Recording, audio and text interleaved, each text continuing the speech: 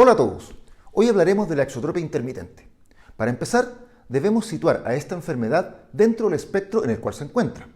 Cuando la desviación divergente se presenta solo en ausencia de visión binocular, por ejemplo, al ocluir un ojo en el cobertés alternante, decimos que es una exoforia.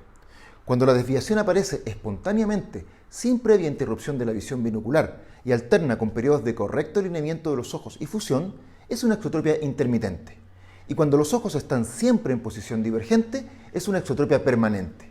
Las exotropias intermitentes pueden ubicarse muy cerca de las exoforias o de las exotropias permanentes, haciendo muchas veces difícil el diagnóstico. Es muy frecuente que el becado se pregunte cómo reconocer la diferencia entre una exoforia y una exotropia intermitente bien compensada. A lo que siempre respondo que, si es difícil hacer la diferencia, entonces la supuesta exotropia intermitente no amerita nuestra preocupación, ya que no vamos a tratar a todos los pacientes. La exotropia intermitente es uno de los estrabismos más frecuentes en nuestro país, siendo mucho más frecuente que la exotropia permanente. La mayoría de las exotropias intermitentes comienzan antes del año y medio de vida, aunque no suelen ser notorias en ese momento, siendo frecuente la consulta algo más tardía. Tienen un carácter hereditario multifactorial, en el que se heredan condiciones motoras y sensoriales que combinadas pueden dar origen a una exotropia intermitente, siendo mucho más frecuentes los vicios de refracción miópicos, ya que evitan la acomodación. Y en nuestro país habitualmente se suman los astigmatismos, que por lo general comienzan siendo mixtos, pero con el correr de los años se hacen miópicos, ya sean simples o compuestos. La exotropia intermitente suele acompañarse de supresión de la hemirretina temporal durante la fase de tropia. Sin embargo, cuando vuelven a la ortoposición, ese escotoma desaparece para dar paso a una fusión normal, habitualmente con buena estereopsis. Los niños con exotropia intermitente por lo general desarrollan tanto una buena visión binocular como agudeza visual. La ambliopía es excepcional y cuando está presente suele ser por anisometropía y no por la supresión. La sintomatología depende mucho de la existencia o ausencia de un escotoma de supresión hemirretinal y de la correspondencia sensorial. Las molestias son escasas o ausentes en niños y en pacientes adultos con perversiones sensoriales y son frecuentes en aquellos con sensorialidad normal. El paciente puede quejarse de diplopia ocasional o confusión de la línea de lectura. Visión borrosa ocasional por acomodación excesiva para aumentar la convergencia acomodativa. Otro signo clásico es el guiño de un ojo en exteriores iluminados, el que ocurre para evitar la diplopia inducida por la luz solar. La luz intensa es un estímulo muy disociante, que lleva a la máxima desviación. También algunos pacientes, especialmente adultos, tienen conciencia del ojo desviado, aún sin diplopia, pudiendo algunos desviar a voluntad un ojo. En niños especialmente, podemos ver un parpadeo para enderezar el ojo desviado. De manera infrecuente se asocian síndromes alfabéticos, especialmente la B, aunque tengo la impresión de que la Y o pseudohiperfunción de oblicuos inferiores no es tan rara en nuestro medio. Otras anisotropias son menos frecuentes, así como también vemos raras veces hiperfunciones de oblicuos y DVD, producto de la buena sensorialidad que suelen desarrollar estos pacientes.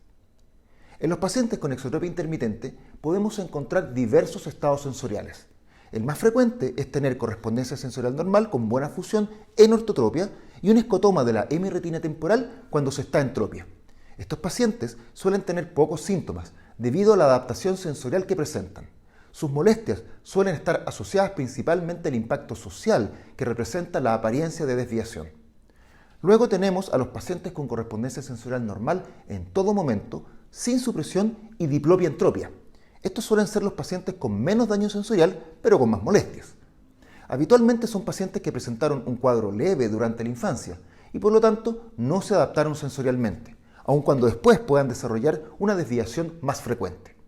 Y por último, tenemos a los pacientes que desarrollan una correspondencia retinal anómala cuando están en tropia, lo que es por suerte raro, debido a que la correspondencia retinal anómala requiere de ángulos estables para desarrollarse, lo que no ocurre en la exotropia intermitente, debido justamente a su carácter intermitente. Estos pacientes logran fusión en tropia y no sufren diplopia, ya que integran la imagen del ojo desviado a través del reordenamiento territorial que implica la correspondencia retinal anómala.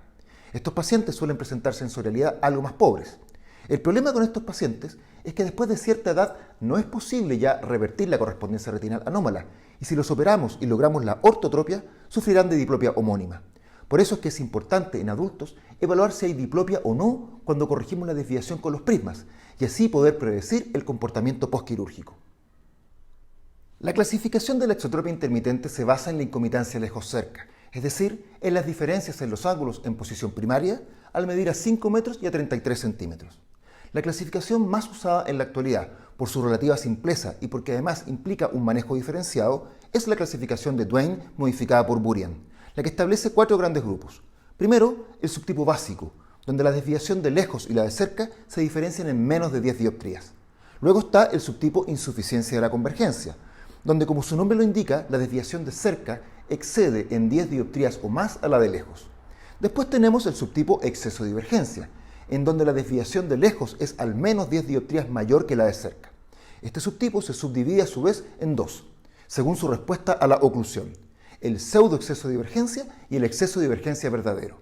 En el primero, después de ocluir un ojo por al menos 30 minutos, la desviación de cerca aumenta para quedar por debajo de 10 dioptrías de diferencia con la desviación de lejos. Y el subtipo exceso de divergencia verdadero, el cual, pese a la oclusión de 30 minutos, persiste con la incomitancia lejos-cerca.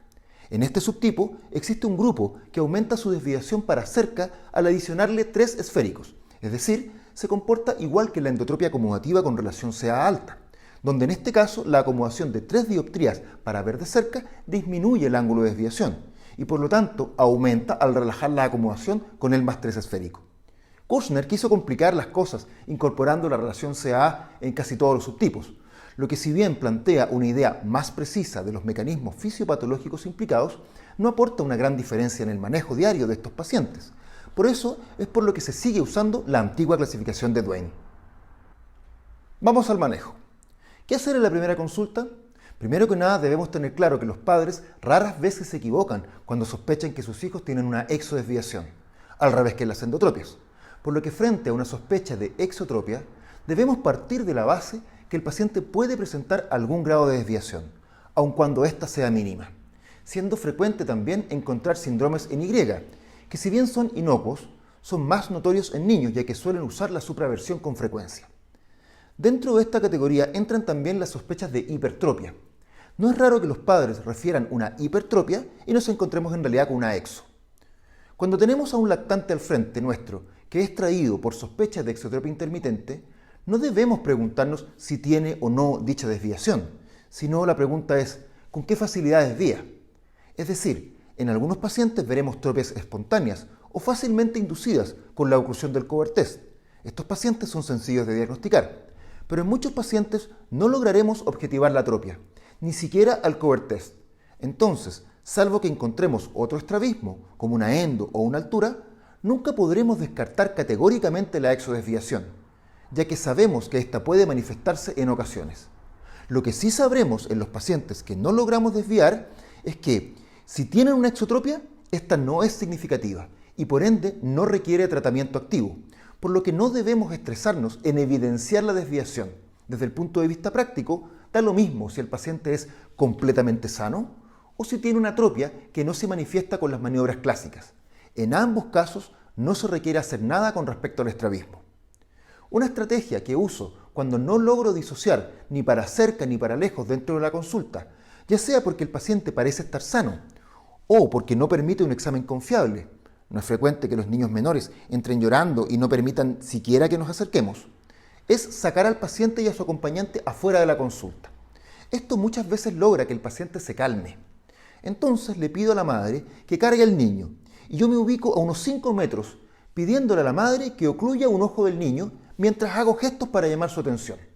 No es raro que con esta maniobra obtengamos una desviación evidente, en especial si estamos en un lugar bien iluminado.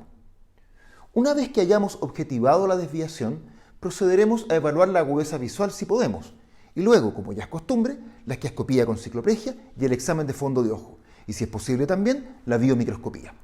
Recordemos que los vicios de refracción son más frecuentes entre los niños con exotropia intermitente, por lo que siempre debemos descartarlos, incluso en quienes mostraron una buena agudeza visual previamente, ya que pueden asociarse a hipermetropías moderadas o altas, las que aún manifestando buena visión, frente al agotamiento acomodativo, desvían, producto del debilitamiento de la convergencia fusional, lo que es tanto o más importante que la convergencia acomodativa, que intuitivamente asociamos a los pacientes hipermétropes.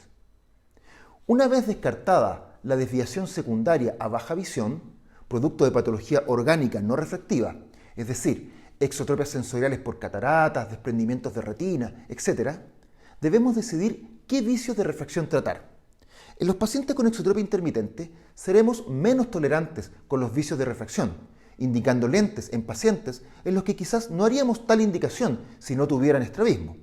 Hay que tratar prácticamente todos los defectos miópicos, ya que estos pacientes no acomodan y además presentan visión borrosa de lejos, sumando así la ausencia de convergencia acomodativa al déficit en la convergencia fusional, en especial si hay anisometropía.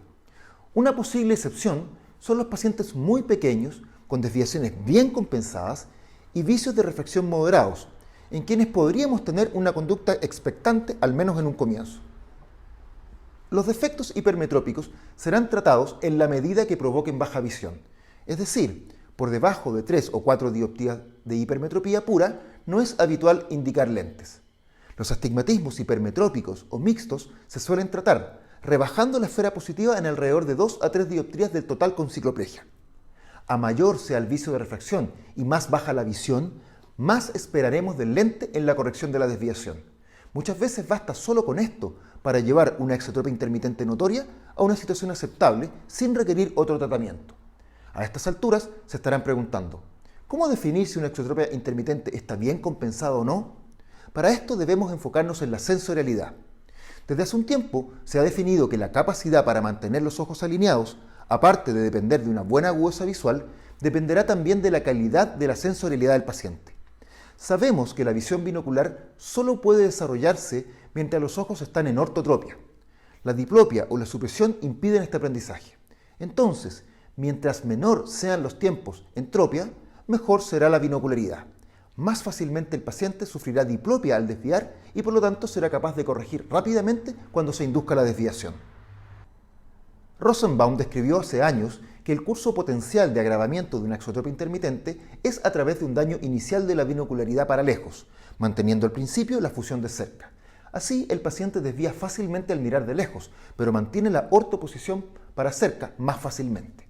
Solo si la enfermedad progresa, entonces se daña la visión binocular en la mirada de cerca, aumentando entonces los tiempos en tropia al mirar los objetos cercanos. En esta etapa, el paciente desvía fácilmente cuando mira de lejos y cerca. Una última etapa sería la desviación permanente con pérdida de la binocularidad. Por suerte, lo anteriormente descrito es la excepción y no la regla, pero en base a estos estudios, muy difíciles de realizar en la práctica clínica diaria, ya que exigen medir la binocularidad en niños, es que se desarrolló un mecanismo clínicamente fácil de implementar en la evaluación del estado sensorial de un paciente con exotropia intermitente. Esto es, midiendo la velocidad de refusión, es decir, la cantidad de tiempo que demora el paciente en volver a la ortoposición luego de ser disociado con oclusión en el cover test. Esto quiere decir que podemos tener una idea bastante confiable de la calidad de la sensorialidad de un paciente, tanto para lejos como para cerca, simplemente haciendo el cover test. Esto es particularmente útil en quienes no pueden darnos un examen confiable de estereopsis.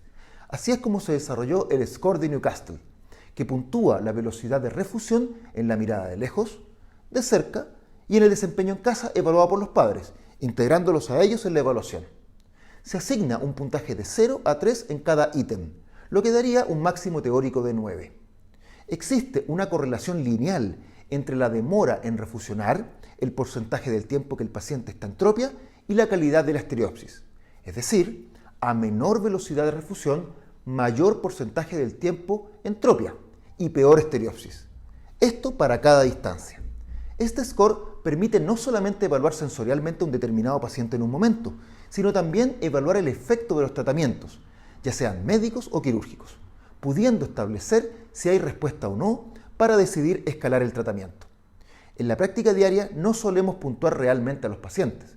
En mi opinión, basta con consignar el desempeño en cada área, describiendo si la refusión es inmediata, rápida, lenta, muy lenta o si desvía en forma espontánea, siendo esta la progresión desde el mejor al peor estado sensorial.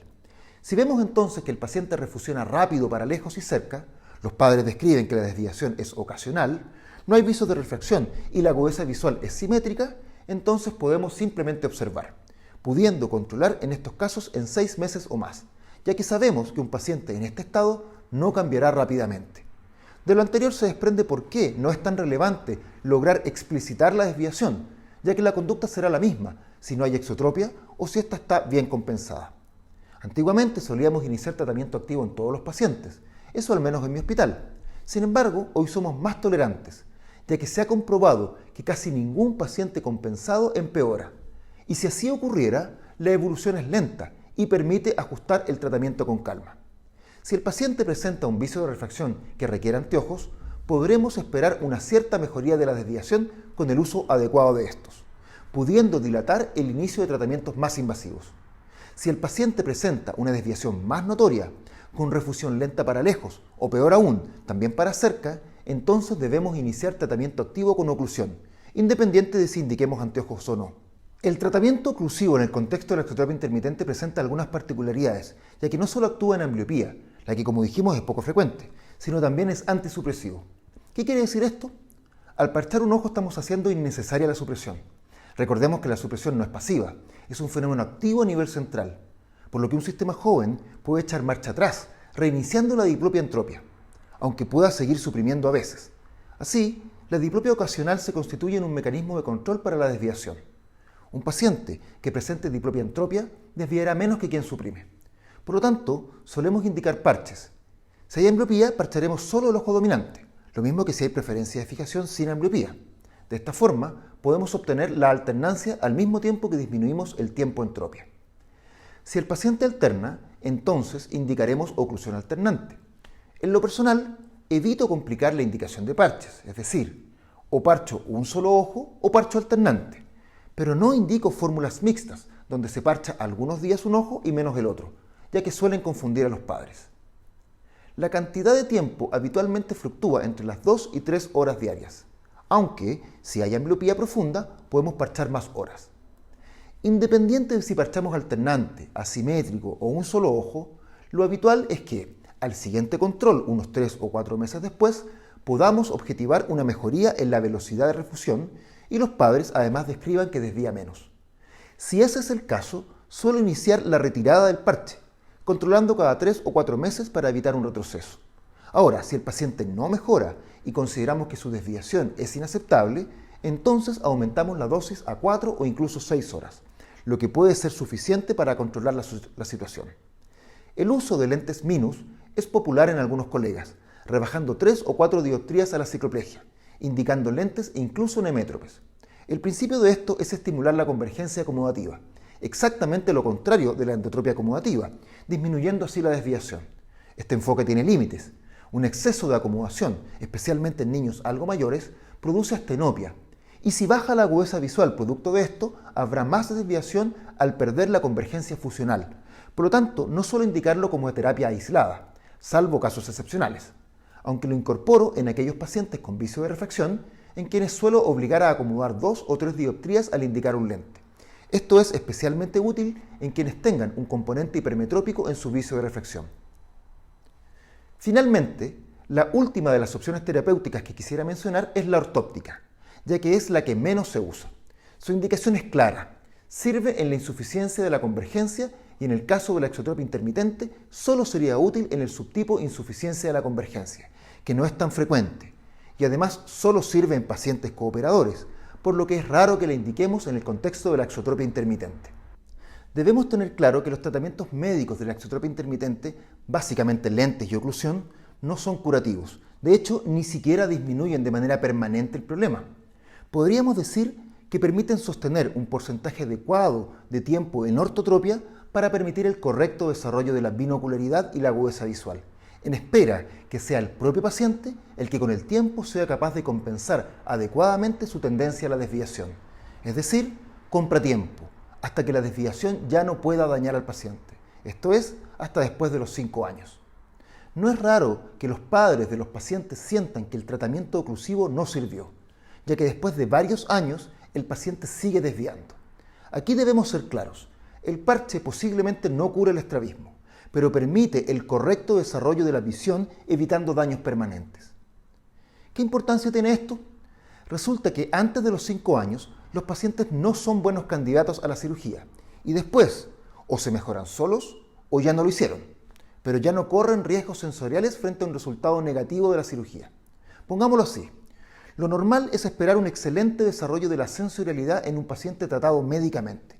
Por otro lado, si operamos y obtenemos una endodesviación antes de los 5 años, estaremos ofreciéndole a ese paciente un resultado mucho peor que si hubiésemos esperado. La excepción a esta norma sería un paciente muy descompensado, en quienes podemos asumir que su sensorialidad será mala de todos modos. Pacientes que no respondieron a los tratamientos médicos full y que presentan tropias espontáneas para lejos y cerca, siendo la ortotropia la excepción, por suerte creo haber operado a no más de 2 o 3 de esta situación. Además, la medición precisa de la desviación es muy difícil en niños pequeños, siendo la sobrecorrección más frecuente en este grupo, mientras que en niños mayores y adultos podemos caracterizar mucho mejor la desviación, siendo la subcorrección el problema más frecuente.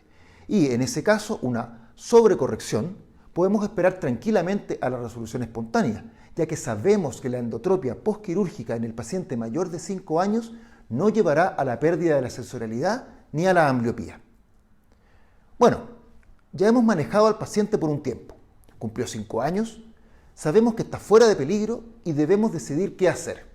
Si está con parches porque no lograba el control en forma espontánea, suelo sugerir a los padres suspender el tratamiento oclusivo y evaluar si el paciente puede mantenerse así. En caso de mantener una desviación significativa, ofrezco cirugía. Si el paciente presenta un buen control fusional y por lo tanto la desviación no es notoria, entonces sugiero mantener un control médico, actualizando periódicamente los anteojos si tiene viso de refracción y controlando cada 6 meses o más. En esto no hay una sola opinión. Personalmente evalúo cuál es el impacto que genera la desviación en el paciente y sus padres. Si no parecen demasiado preocupados, suelo controlar anualmente. Si tienen aprensiones, adelanto los controles a cada 6 meses. En todos estos casos tengo la tranquilidad que, incluso si la evaluación es negativa, siempre será lenta y tendremos tiempo de actuar sin arrepentirnos por la demora.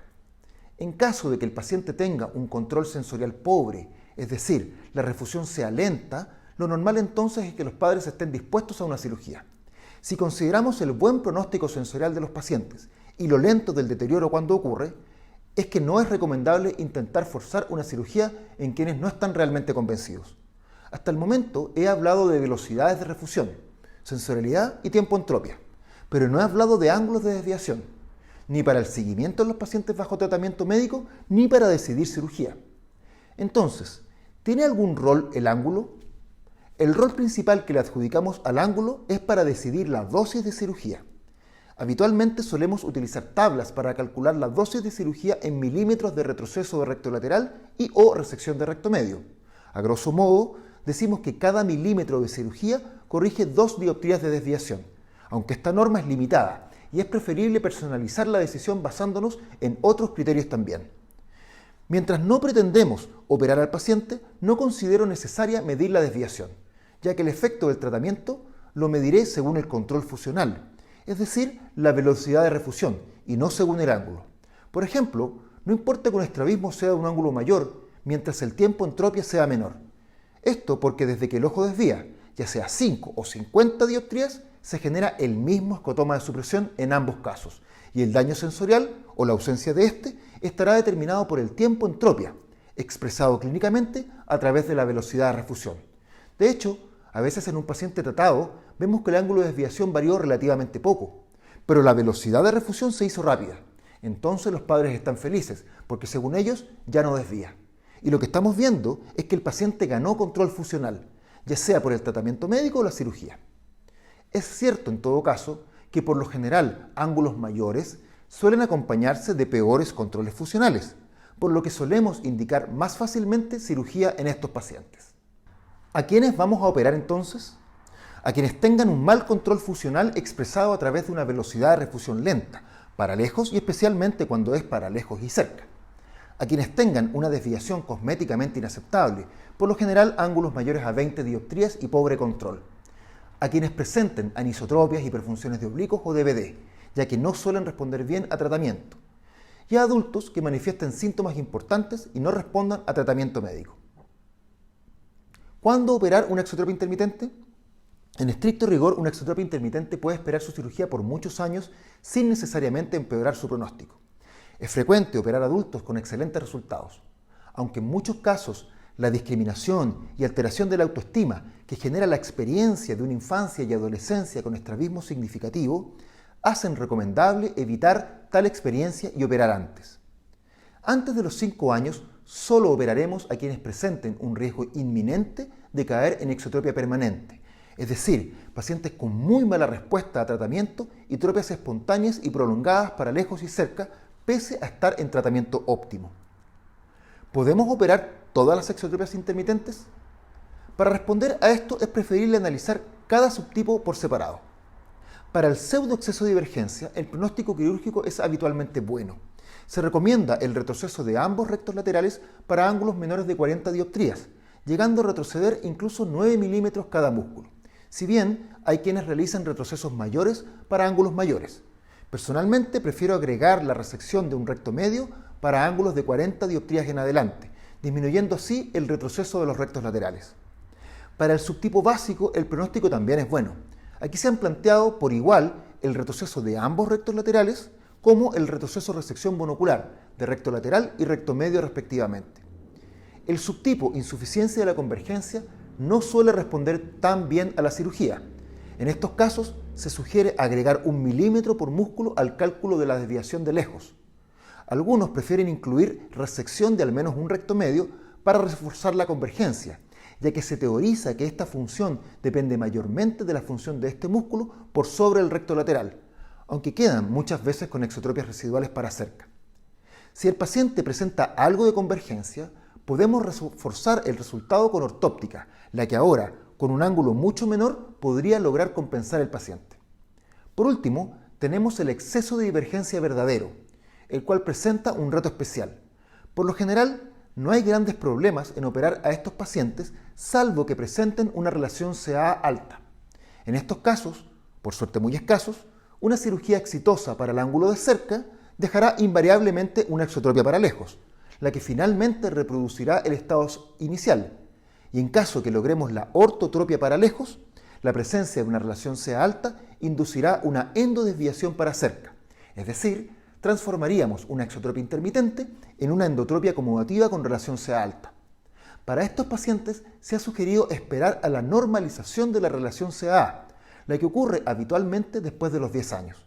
Mientras tanto, es preferible mantener el tratamiento oclusivo para disminuir los tiempos en tropia, aunque se ha planteado también usar un lente multifocal con una adición de minus en el segmento de lejos, como un multifocal al revés, estimulando así la acomodación cuando se mire de lejos.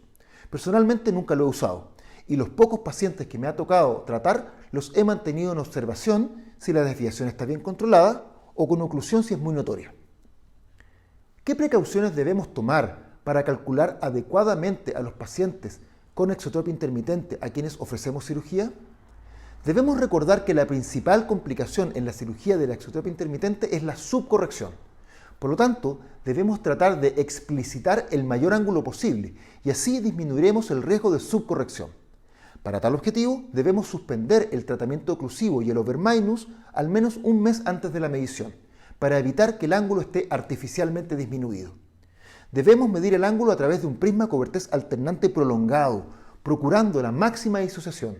Por último, en este estrabismo, a diferencia de otros, debemos realizar una medición especial, que es el prisma Cobertés alternante para muy lejos, donde se ha visto que se manifiesta el mayor ángulo potencial del paciente. Esta medición debe realizarse idealmente con luz natural, ojalá en exteriores, haciendo fijar el paciente en un objeto lejano, ojalá un árbol o un edificio, aunque no es tanto la distancia lo que importa, sino que la iluminación. Estudios de laboratorio han demostrado que se puede obtener el mismo resultado a 5 metros si se logra una iluminación equivalente a la del exterior. En el posoperatorio inmediato no debemos preocuparnos si observamos una endotropia consecutiva, ya que estas suelen ser transitorias, aunque a veces pueden demorar incluso meses en resolverse. Si vemos que la endotropia va en aumento, en los controles podemos parchar de forma alternante por algún tiempo, pudiendo en ocasiones revertir la tendencia, aunque no es raro que si la endotropia va en aumento, terminemos reoperando. Mientras la endotropia vaya en disminución, por lenta que ésta sea, debemos esperar pacientemente. Si el resultado inicial es una exotropia menor de 10 dioptrías, podemos quedarnos tranquilos también. Si la desviación residual es mayor, existe una mayor probabilidad de recidiva. Un estudio prospectivo, El mayor realizado hasta ahora demostró que por debajo de 10 dioptrías de exotropia residual, la probabilidad de recidiva era igual que en las endotropias iniciales, contrario a la tendencia clásica hasta el momento, que consideraba que el mejor resultado posible es la endotropia pequeña posquirúrgica. No es mi intención describir el abanico de posibilidades de manejo posquirúrgico de la exotropia intermitente, ya que es muy extenso.